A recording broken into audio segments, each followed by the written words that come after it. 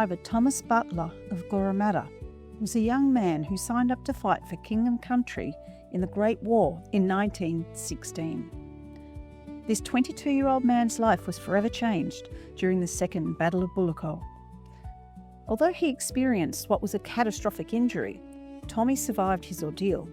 Some of his correspondence was published in the local paper to be read by a population eagerly awaiting news from the front. Thanks to the National Library of Australia's Trove, which has digitised millions of pages of newspaper print from around Australia, we can hear him speak in his own words today.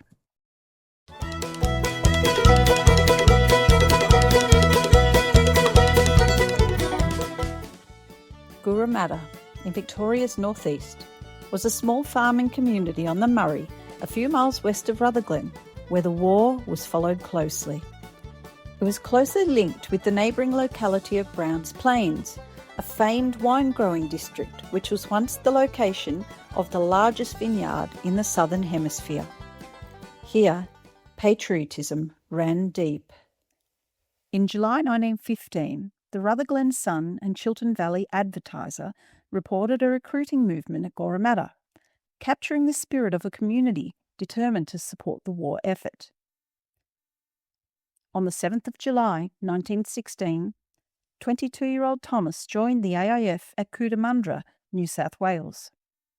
He then headed to the Liverpool training camp west of Sydney. In September 1916, Tommy was home from training on final leave. The people of Gooramadda gathered together to bid him farewell. He was presented with a wristwatch with a luminous dial, a practical keepsake which really showed the esteem with which he was held by his community. Advantage was taken of the final leave of Private Thomas Butler, son of Mr. William Butler of Gooramadda, to hold a social evening in token of his volunteering for his king and country. Time being limited, the residents of Gooramadda decided to hold it after the concert on Friday evening last. The speakers on the platform were Messrs. Corhey, Kelly, P. Murphy and Reverend F. H. Peake. At the close of their addresses, Mr. Corhey, on behalf of the residents, presented the young soldier with a wristlet watch with luminous dial. Private Butler thanked the donors for their handsome gift, which would remind him of his friends.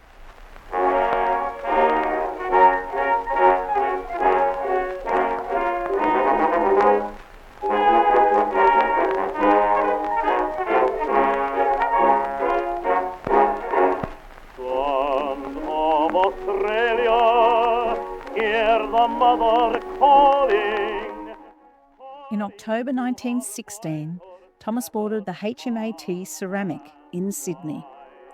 They sailed via the Cape of Good Hope and landed in Plymouth on the 23rd of November. He underwent further training at the Larkhill Training Camp on the Salisbury Plains in Wiltshire.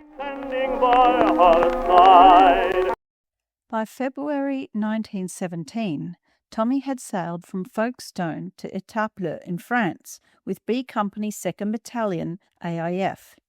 Étaples was about 67 kilometres south of Calais and about 120 kilometres west of Bulleco. It was a notoriously harsh training camp from which wounded soldiers were apparently only too happy to escape by going back to the front lines. I can just imagine what it must have been like for Thomas. This young man, in all likelihood, had rarely stepped out of his own district, Gooramadda, Browns Plains and Rutherglen, until he enlisted in 1916. Now here he was, voyaging on the open sea, past the treacherous Cape of Good Hope, training near Stonehenge, and now arriving in France. In a letter home, which was later printed in the Rutherglen Sun, Thomas wrote of his first experience under fire. It had about 6 or 7 miles march to the village of Doignas. It was here I received my first experience of being shot at. We were sitting on some bricks having a blow in what used to be the streets. Of course, the houses were mostly blown down, only odd pieces of walls left standing. Well, we were sitting there when Fritz, who held commanding positions a few hundred yards away, started to rake the old street with machine gun fire. You would have laughed to see us wriggle down amongst those bricks. Of course, this would not be the last time that he would see some action. About 4 o'clock on Easter Monday morning, we got into our position. Our patrol ran into Fritz. I belonged to the Rifle Grenadiers and was in the second line and came into the front for the rush. You would hardly believe how many flares Fritz uses. It's as light as day on the front line. I had the bad luck to have one of the flares land straight behind me, and it showed me up pretty plainly.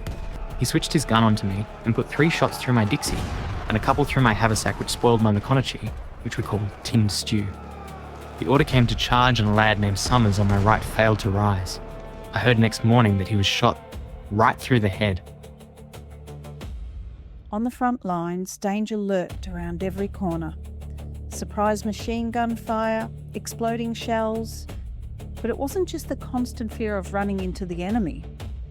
The dire conditions in trench warfare also held other dangers. Fritz held the high ground, and you could not put your nut up at all in daylight. About 1 man in every 5 went away with trench foot.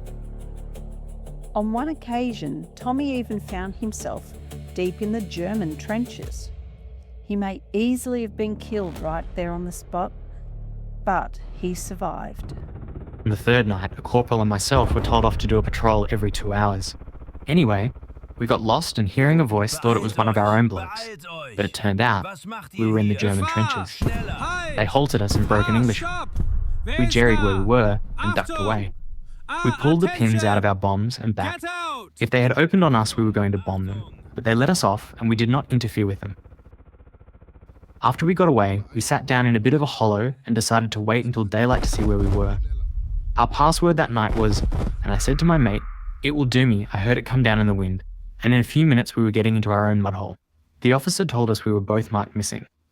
I can assure you that I was glad when we got over our difficulties. In early May 1917, Thomas's battalion moved into the fighting at Bullecourt, one of the most brutal battles involving the Aussies on the Western Front. We took over a part of the Hindenburg Line and a communication trench leading to his second line. The fighting was relentless. We were bombing all the time. Thomas was serving with a bombing party. His job was to carry Mills bombs, a type of hand grenade invented by the British Army in 1915, carrying them forward through the trenches as the Australians pressed the retreating Germans. I was carrying up bombs most of the time and then had to take a turn at throwing. About 4 o'clock, Fritz started to go back, and our team was after him. My mate was throwing for all he was worth, and I could just keep up with him. He told me to have a spell. But no. I kept on going. Then, in one horrific moment, Thomas's World War I campaign ended. The officer sent me back for some more bombs. And on my way, I stopped a piece of shell. The shell fragment shattered his right leg and wounded his left. Tommy was immediately evacuated on a stretcher to a dressing station behind the lines. Tommy's right leg was amputated, very high on his thigh. Whether this was done at the first dressing station, as his letter indicated, or further down the line, as would be usual, I can't really be certain. But the matter-of-fact way he describes such a procedure says something about his character. I was carried off to the dressing station and had my leg taken off. I was then sent further down the line. My mate was wounded, and a lot more were killed and missing. Amputation was often the only way to save the life of a soldier affected by severe infection-prone limb trauma. It was not always necessitated purely because of the damage to the limb, but to avoid the rapid effects of gas gangrene. Surgeons had to make quick decisions to prevent this, and approximately 40% of all wounds down to the bone on the extremities had resulted in an amputation. Of the 7 million British soldiers deployed during World War I, there were about 41,000 amputees. Thomas's long road to recovery took him first to the field hospital in Rouen, then back to England and the Southwark Military Hospital, and finally on to convalescence at the No. 2 Australian Auxiliary Hospital in Southall. I am now in England, getting on very well, and I hope to be back in Australia for Christmas. When I was a little girl, my mum told me a story that Uncle Tommy, who had had his leg shot off in the Great War, had recuperated in Buckingham Palace. My research, of course, found that that was not true. But all stories, tall or otherwise, usually have a kernel of truth. They usually start somewhere, somehow. In 1917, George V commanded that arrangements be made for a limited number of officers and men of the overseas forces to visit the state apartments at Windsor Castle every Tuesday. Tickets of admission were issued by the Lord Chamberlain through the headquarters of the various overseas forces in London. The men were not only shown some of the more interesting parts of the castle, but they'd be entertained for tea in St George's Hall afterwards. In November 1917, Thomas wrote home about a visit to Windsor Castle. Private Tom Butler of Gooramadda, writing to his mother from Southwark Military Hospital, England, tells of being one of 28 Australians who were taken on a visit to Windsor Castle by the nurses of the Red Cross. While being shown over the castle, Tom, who was on crutches owing to his right leg having been amputated, was unable to keep up with the others, and their Majesties, noticing the fact, placed the chair of the late Queen Victoria at his disposal, and he was wheeled the remainder of the tour. He enjoys the distinction of being the first Australian, or otherwise, to have been so privileged. So, what later became a family legend was indeed rooted in a true story. His claim to fame was just a little different though, meeting the King and Queen and sitting in Queen Victoria's wheelchair.